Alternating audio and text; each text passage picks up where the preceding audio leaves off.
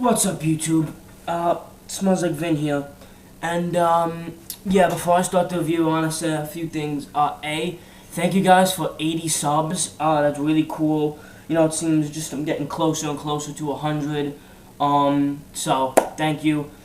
And, yeah, you know, this summer has been like the summer of music. My summer's almost over. I have like a week left. But, throughout the whole summer, I've just been getting into so much good music. And one band that I got into right before school ended, was The Pains of Being Pure at Heart. And, funny thing about this is I'm a really big fan of noise pop, dream pop, shoegaze, basically any genre that takes pop music and makes it more dreamier, more, you know, euphoric, more fuzzy, more noisy, just more interesting and artsy. I love that stuff. It's always intrigued me, and I'm a huge fan of that. So I went up to my brother and I was like, yeah, dude, I'm looking for more of these kind of bands. And he said, have you ever heard of The Pains of Being Pure at Heart? And I saw, the Needle Drops review of it, which is one of the first review, he's done here on YouTube. And so, we listened to it, and we were kind of talking while it was going on, so I wasn't really paying that much attention to it, but, I got it, and the next day, since it was towards the end of the year, I had to take a test in gym, and yeah, you heard it right, I had to take a test in gym, and I saw a bunch of kids, you know, all the kids weren't really taking it that seriously, you know, all the kids were joking and messing around and talking, so I figured I guess it won't be that big of a deal if I just take out my music. So I took out my iPod and I put the album on, and it was one of the most instantly gratifying albums I've ever listened to. It wasn't like I had to listen to it again to really appreciate it. It wasn't like it was a grubber. Just the second I put it on, I was like, this is nice. And when I was doing the test, I was listening to it, and it's just a great album. Came out '09. Which is, I think, probably the most recent album I'm reviewing. They just did an album last year, I think, in 11, I think they did. It's called Belong, I'm pretty sure. And, yeah, there's definitely a band you should kind of keep on your radar, because they're doing some pretty cool things. And I think the thing is, whenever there's a genre that kind of had its time, and maybe isn't as popular now, like punk or shoegaze or something like that, if a band tries to do it again, they come off just sounding like they're just kind of ripping off other bands. But the Pains of Being Pure at Heart have their own unique sound while still drawing influences from My Bloody Valentine, Jesus and Mary Chain, and some of the other classic shoegazing bands of the late 80s and 90s. One interesting thing that I really like about them is the vocals are taken up by a male and a female, and they harmonize with each other. Certain songs and certain parts of the songs sometimes are focused on the male or the girl or the guy, but it's still and yeah, sorry, I didn't take the time to learn the names. I probably should have, so I apologize for that. But, you can tell me if you want, if you know. But it's cool because it's always something interesting. Either the guy's up in front and you hear the girl just in the background kind of harmonizing, or the girl's up in the front and the guy's harmonizing.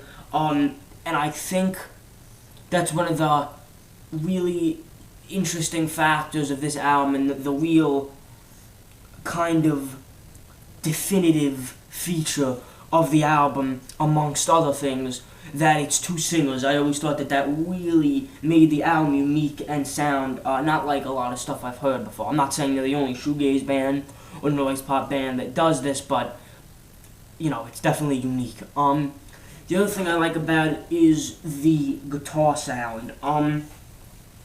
Obviously, because it's a shoegaze album or noise pop, dream pop, it's pretty fuzzy, and the cool thing is, it always finds a good balance. It's never too staticky, where all the really catchy melodies get lost. But it's also not, it's not stripped down to the point where it just sounds like another pop album. There's always some weird distortion or effect on the guitars. And it creates a pretty atmospheric, dreamy kind of soundscape to the album. Another thing is that I really like is that the guitars don't overpower everything. You can still hear the bass fairly well, and the drums are always, up in front doing some pretty unique things. So that's one thing I really like. It's never too far up where you can't hear what's going on. Another thing I like is the fact that it's fucking catchy. This album is one of the catchiest albums I've ever heard. Like right after I listened to the album and I was walking up, to get my stuff and leave, it was, it was still in my head, and it's just catchy. Contender, Come Saturday, and Teenager in Love, This Love Feels Fucking Right. Those songs probably, there's 10 tracks, but those 5 are probably the most catchy. And the best thing is every song is good. Every song continues the style. The flow is, some of the songs kind of mesh, but they all are different enough to give each one a distinction where okay, this is that song, and so on and so forth. So you never get bored or anything like that. The production, like I said, is really good. You can hear everything really well. Everything is well balanced and mixed. You never get one instrument, most notably the guitar, since it is shoegaze, being too pushed in front of anything. The vocals are always right perfect. They're not too far and they're not too back. They're just sitting right up there with the instruments, and it's great. Like I said, the flow, I kind of already covered that. It's good. The songs are similar, but they each have a distinction that defines them and kind of makes them unique amongst themselves. So yeah, this is a really, really good album. There's not really too much I can say about it. It's just a really straightforward noise pop, shoegaze, dream pop album. It definitely reminds me of some of the albums from the genre's prime time, like, late 80s, early 90s, stuff like that. And I definitely enjoy it. I really do. And I highly suggest anyone who's into this type of music to definitely check it out. So I'm gonna give it a 9 out of 10. The only reason it doesn't get higher is because it's not doing anything of particular interest. It's not new, but it just does what it's trying to do so well that you have to admire it and really enjoy it. So 9 out of 10. Really enjoyed it, and I highly suggest it. So rate, subscribe, comment. I'll see you guys next time.